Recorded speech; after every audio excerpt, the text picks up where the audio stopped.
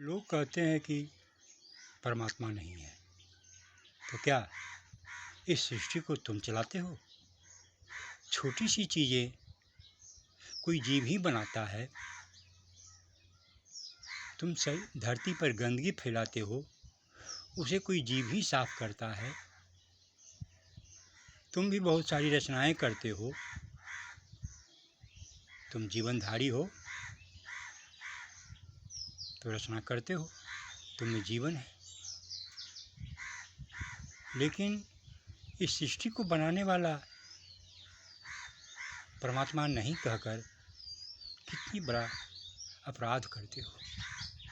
यह अपराध से भी बढ़कर है, क्योंकि तुम जब बोलते हो तो ढेर सारे लोग सुनते हैं, और वो सुनते हैं तो अपने अंदर गूंजते हैं और मन में सोचते हैं कि जब इतने बड़े पहुँचे हुए लोग इस तरह की बातें कर रहे हैं तो अवश्य ही परमात्मा नहीं होगा।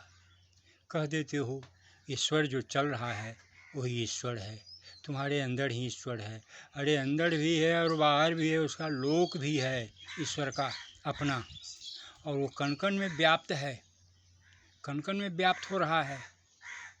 तुम गांव में रहते हो, पटना नहीं देखा है, दिल्ली नहीं गया है, बम्बई नहीं पहुंचा है, कलकत्ते को तुम समझ नहीं पाए हो, तो इसका मतलब क्या धरती पर ये सब शहर, ये सब नगर और देश नहीं है?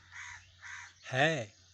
तुम जहाँ रहते हो वहाँ के तुम कीड़े बने हुए हो, इसलिए सारी सृष्टि तुम्हें बस थोड़े में ही दिखाई पड़ती है। सृष्टि में अनंत कोटि ब्रह्मांड है। गंगा आकाश गंगा है, और तो इसको किसने बनाया?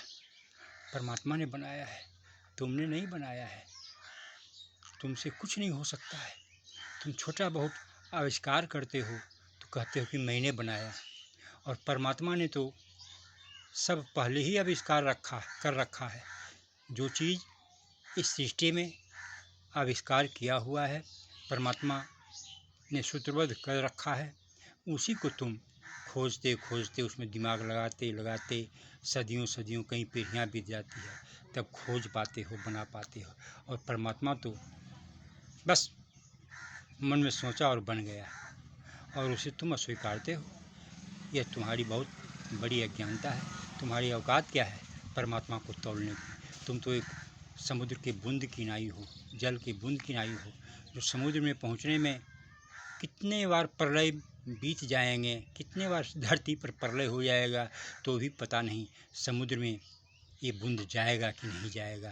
कभी कुत्ता पी जाएगा, कभी बिल्ली पी जाएगी, कभी धरती में समा जाओगे, कभी बादल बन जाओगे, फिर धरती पर ही बढ़ जाओगे, पहाड़ों पर बढ़ जाओगे, है ना। नदियों में पहुंचने में और फिर हो सकता है भाप बन जाओ, और पहुंचकर समुद्र तक जाने में, परमात्मा तक मिलने में कितने बार, अनंत कोटि बार जन्मना पड़ेगा। जब तक भावना नहीं बनाओगे, जब तक तुम में निष्कामता नहीं आएगी।